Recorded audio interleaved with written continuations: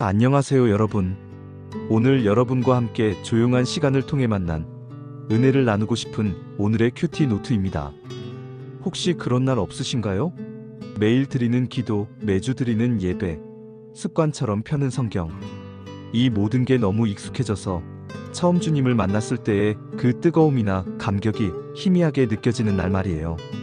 저도 얼마 전까지 그런 시간을 보냈던 것 같아요. 신앙생활이 마치 해야 할 숙제를 해치우는 것처럼 느껴지고 제 마음은 점점 메말라가는 것 같았죠. 그러다 며칠 전 여느 때와 같이 큐티 노트를 폈는데 그날따라 말씀이 제 마음을 아주 깊이 파고들었습니다.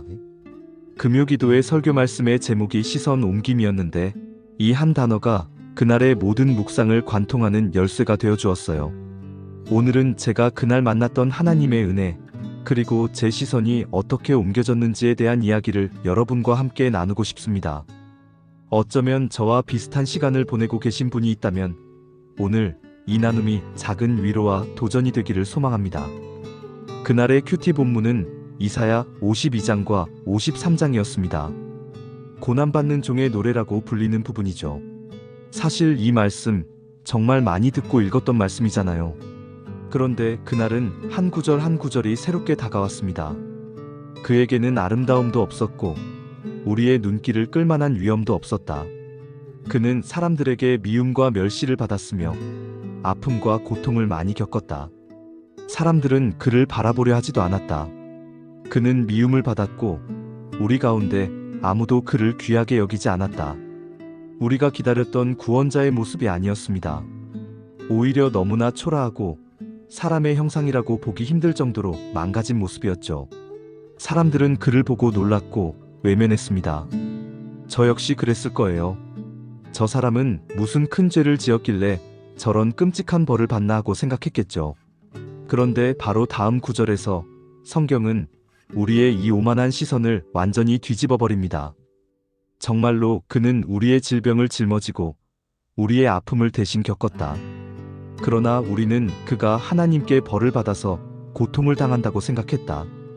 그러나 그가 상처 입은 것은 우리의 허물 때문이고 그가 짓밟힌 것은 우리의 죄 때문이다. 바로 이 지점에서 저의 첫 번째 시선 옮김이 일어났습니다. 종의 고난을 판단하던 시선에서 그 고난의 원인이 바로 나였음을 깨닫는 시선으로요. 그분의 찔림이, 그분의 상함이 바로 나의 허물과 죄악 때문이었다는 이 진실 앞에 저는 아무 말도 할 수가 없었습니다. 성경은 심지어 그분의 죽음을 속건제물이라고 표현해요. 이건 단순히 죄를 덮어준다는 의미를 넘어서 우리가 하나님께 진 거룩한 빚을 남김없이 완전히 다 갚아주셨다는 뜻입니다. 우리가 감히 상상할 수도 없는 영원히 갚을 길 없는 빚을 그분은 말없이 홀로 감당하셨던 거죠. 이것이 우리가 딛고 서 있는 은혜의 기초입니다. 나의 어떠함과 상관없이 이미 우리를 위해 치러진 대속의 사랑. 이 사실을 다시 마주하는 것만으로도 메마른 마음에 조금씩 은혜의 물길이 트이는 것 같았습니다. 그렇게 이사야 말씀을 통해 우리 구원의 기초를 다시 확인하고 나니 이어지는 금요기도에 마가복음 11장 말씀이 전혀 다르게 읽히기 시작했습니다. 하나님을 믿어라. 누구든지 이 산을 향하여 뽑혀서 바다에 던져져라 하고 말하고 마음속에 아무 의심 없이 말한 대로 될 줄 믿으면 그대로 이루어질 것이다. 이 산을 옮기는 믿음이라는 구절, 저는 늘 제 자신에게 집중해서 읽었던 것 같아요. 그래, 내 믿음이 부족해서 그래. 내가 더 강하게 믿어야 해. 하면서요. 늘 기도의 능력이 나에게서 나온다고 착각했던 거죠. 그런데 그날 설교 말씀처럼 시선을 나에게서 하나님께로 옮겨보니 이 말씀의 진짜 의미가 보이기 시작했습니다. 중요한 건 내 믿음의 크기가 아니라 내가 믿는 대상이 누구신가 하는 것이었어요. 내가 믿는 하나님은 정말로 산을 들어 바다에 던지실 수 있는 전능하신 분이라는 사실 말입니다. 그때부터 제 기도가 바뀌었습니다. 하나님, 제게 산을 옮길 만한 큰 믿음을 주세요가 아니라 하나님, 전능하신 하나님을 신뢰할 수 있는 눈을 열어주세요. 하나님의 일하심을 보게 해주세요. 라고요. 그리고 예수님은 이 엄청난 믿음에 대해 말씀하신 뒤 아주 실제적인 한 가지를 덧붙이십니다.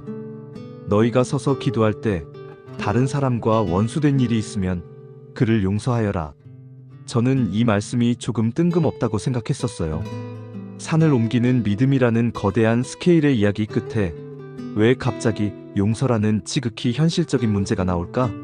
하지만 이사야 53장의 은혜를 묵상하고 나니 이 연결고리가 얼마나 필연적인지 깨닫게 되었습니다.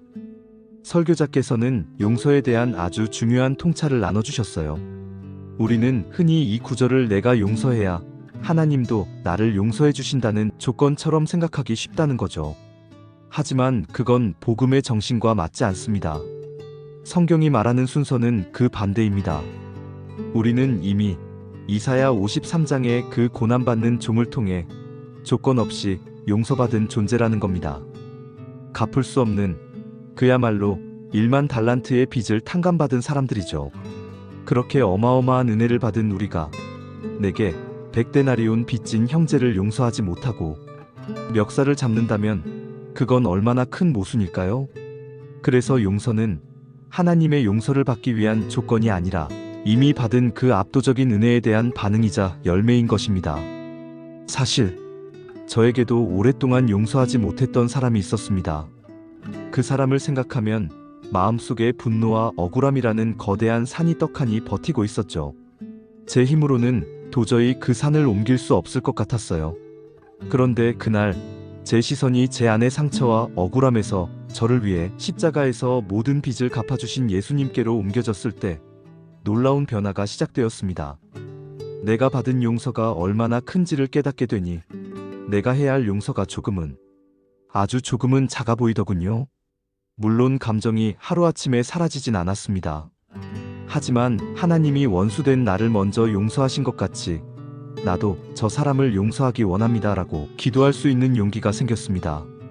용서는 내 감정의 문제가 아니라 은혜에 대한 나의 결단임을 배우게 된 거죠. 이 모든 묵상의 여정은 그날의 찬송 154장 생명의 주여 면류관 받으소서로 아름답게 마무리되었습니다. 생명의 주여 면류관 받으시옵소서.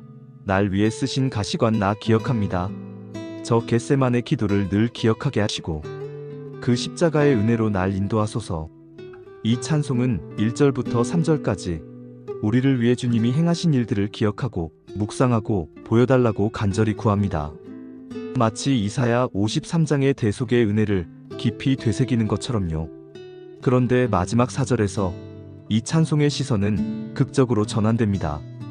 고난의 잔을 날 위해 다 마셨나이다. 나 항상 나의 십자가 감당케 하소서. 기억하게 하소서. 보여주소서라는 간구에서 나의 십자가를 감당케 하소서라는 결단으로 나아가는 이 전환.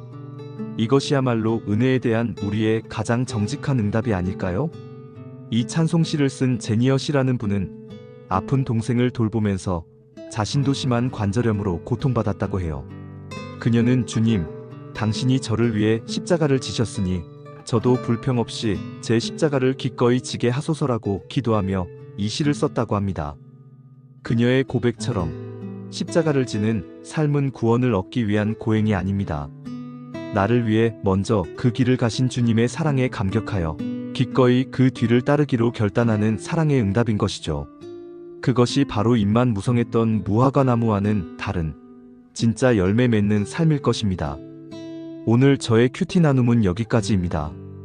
이사야 53장이 보여준 대속의 은혜라는 단단한 기초 위에서 마가복음 11장이 가르쳐준 시선 옮김을 통해 믿음과 용서의 길을 배우고 마침내 찬송가 154장의 고백처럼 나의 십자가를 지는 삶으로 나아가는 여정. 이것이 하나님께서 저에게 보여주신 은혜가 어떻게 삶의 열매로 이어지는지에 대한 그림이었습니다. 우리의 시선은 너무나 쉽게 나에게로, 나의 문제와 나의 상처, 나의 연약함으로 향합니다. 하지만 그럴 때마다 우리의 시선을 다시 십자가로, 나를 위해 모든 것을 내어주신 예수님께로 옮길 수 있기를 바랍니다. 그분의 은혜가 우리의 모든 것을 압도할 때 우리는 비로소 자유롭게 믿고 진심으로 용서하며 기꺼이 사랑할 수 있게 될 테니까요. 함께 기도하며 오늘 나눔을 마무리하겠습니다. 사랑의 하나님 아버지, 오늘도 말씀을 통해 저희를 만나주시고 무뎌진 마음에 다시 한번 은혜의 깊이를 깨닫게 하시니 감사합니다. 우리의 시선이 너무나 자주 우리 자신에게만 머물렀음을 고백합니다. 나의 문제, 나의 아픔, 나의 한계에 갇혀 하나님의 크신 사랑을 잊고 살았습니다. 주님, 이제 우리의 시선을 옮겨주시옵소서. 나의 연약함 대신 하나님의 전능하심을 보게 하시고 나의 상처 대신 나를 위해 찔리신 주님의 십자가를 바라보게 하여 주시옵소서. 1만 달란트 탕감받은 자의 감격으로 내게 상처 준 이웃을 용서할 용기를 주시고 주께서 나를 위해 지신 십자가를 기억하며 오늘 내게 주어진 삶의 십자가를 기쁨으로 감당하게 하여 주시옵소서. 우리의 모든 삶이 거저받은 그 사랑에 대한 작은 응답이 되기를 원합니다. 살아계신 우리 주 예수 그리스도의 이름으로 기도드립니다. 아멘. 오늘 나눔이 여러분에게도 작은 울림이 되었으면 좋겠습니다. 여러분의 생각이나 묵상을 댓글로 나눠주시면 저에게도 큰 힘이 될 것 같아요. 영상이 도움이 되셨다면 좋아요와 구독 부탁드리고 주변에 이 은혜가 필요한 분이 있다면 공유도 꼭 해주세요. 그럼 주님 안에서 평안한 하루 보내시고 내일 만나요. 감사합니다.